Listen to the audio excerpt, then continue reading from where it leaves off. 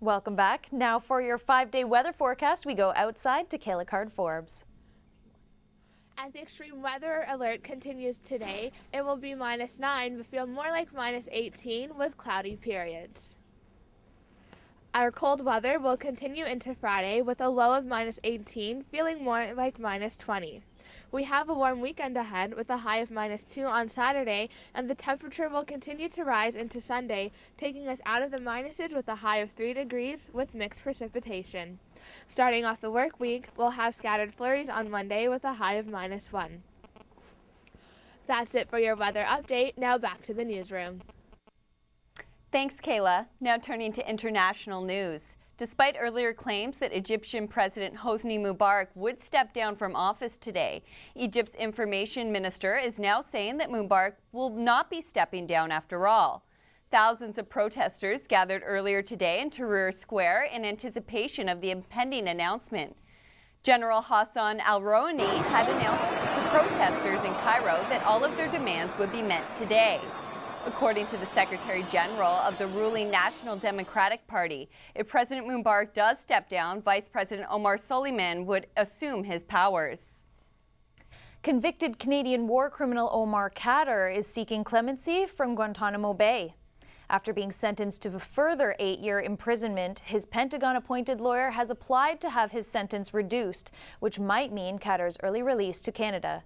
Khadr has already served 8 years in prison. The Quebec National Assembly has unanimously voted to ban the Kirpan from their building. The World Sikh organization says the motion led by the Parti Québécois has been wrongly politicized and that the Kirpan is meant to be an article of faith and not a weapon. The legal counsel for the WSOC says the debate is no longer about the Kirpan, but rather the inclusion of minorities in Quebec. Social Media Week is going viral across the globe.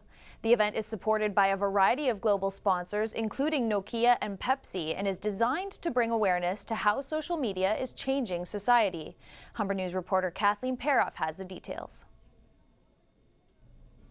For many people, social media now defines the way they interact with others. Its emergence in our society has led to an entire week dedicated to understanding how it's changing the world around us.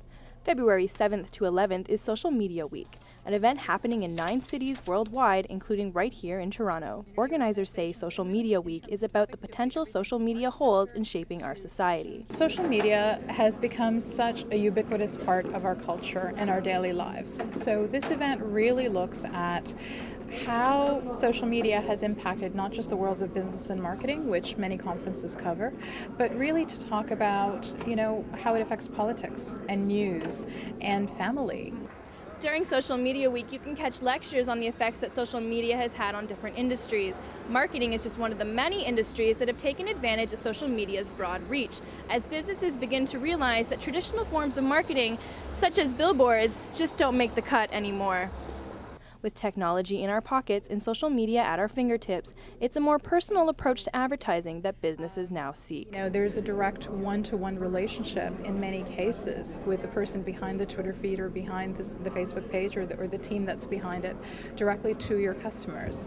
And it's made the feedback more immediate. For more information and a list of events, visit socialmediaweek.org or follow them on Twitter. Kathleen Paroff, Humber News. And just in time for Social Media Week, Twitter may be on the market. Twitter is reported to be in early talks with potential buyers such as Google and Facebook. The Wall Street Journal has estimated that the site is worth between $8 and $10 billion. And now with your sports news, here's Rob Sykes.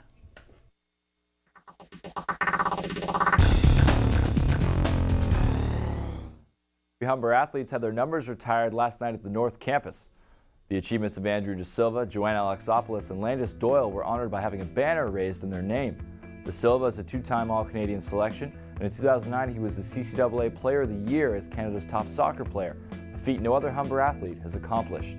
Alexopoulos has won 2 OCAA titles, 2 CCAA bronze medals, and twice named a CCAA All-Canadian. Doyle holds 3 OCAA titles, an All-Canadian selection in 08-09, and she is the OCAA all-time scoring leader. Before the festivities got underway, the Humber women's volleyball team hosted the Niagara Knights. The Hawks entered the match undefeated, facing a middle-of-the-pack Knights squad. Landis Doyle, the new OCAA all-time leading scorer, also became the all-time aces leader with this serve. The Hawks turned out a strong offensive performance, beating the Knights in 3 sets. The Hawks men were also in action on Wednesday night. After the ceremony, the Humber men's volleyball team took the court against Niagara. The Hawks dominated the Knights with Andre Brown and Terrence Prag-Singh sharing Player of the Game honors. The Hawks beat the Knights in 3 straight sets. Keeping with Humber sports, the men's and women's basketball teams will roll into Brampton tonight and continue their rivalry with the Sheridan Bruins. The Humber women take the court against an undefeated first-place Bruins team and look to stay in second place with a win. The top-seeded Humber men's team will look to hold on to first place when they battle the second-place Bruins. The women tip off at 6, the men at 8. Toronto Maple Leafs return home tonight with a fresh face in the lineup. Newly acquired forward Joffrey Lupul will make his debut for the Toronto Maple Leafs when they host the New Jersey Devils at the ACC. The Leafs acquired Lupul from Anaheim in exchange for Francois Beauchemin. The Leafs have won 4 of 5 since returning from the All-Star break, but the Devils are red hot, winning 8 of their last 10. Puck drop is at 7. And on the hard court, the Toronto Raptors have officially begun a new losing streak. The Raptors dropped a tough one Wednesday night to the NBA best San Antonio Spurs, 111-100. They lost 2 in a row and 15 of the last 16. The Raps are back in action Friday when they host the Portland Trail Blazers. Now you're up to date with sports. I'm Rob Sykes. Thanks, Rob. After the break, we'll get the latest in entertainment from Mike Van Oosten. And coming up in entertainment, no more tunes for Guitar Hero, Norm Macdonald talks sports, and Canada reads.